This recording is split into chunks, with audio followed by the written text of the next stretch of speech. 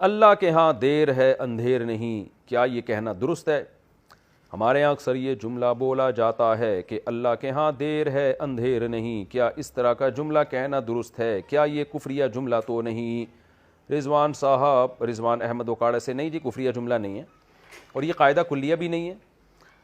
عموماً ہوتا ہے ایسا کہ بعض دفعہ اللہ تعالیٰ دیر سے دیتے ہیں، جیسے قرآن میں بھی آتا ہے نا کہ وَمَن يَتَّقِ اللَّهَ يَجْعَل لَّهُ مَخْرَجًا وَيَرْزُقْهُ مِنْ حَيْثُ لَا يَحْتَسِبُ وَمَن يَتَوَكَّلْ عَلَى اللَّهِ فَهُوَ حَسْبُهُ إِنَّ اللَّهَ بَالِغُ أَمْرِهِ قَدْ جَعَلَ اللَّهُ لِكُلِّ شَيْءٍ قَدْرًا۔ کیا مطلب؟ تقوی اختیار کرو، اللہ جو چاہے گا تمہیں نعمت دے گا وہ، لیکن اللہ نے ہر چیز کا ایک ٹائم رکھا ہوا ہے۔ تو یہ قرآن کی یہی آیت ہے جس کو ہم اردو میں یوں کہتے ہیں دیر ہے اندھیر نہیں ہے۔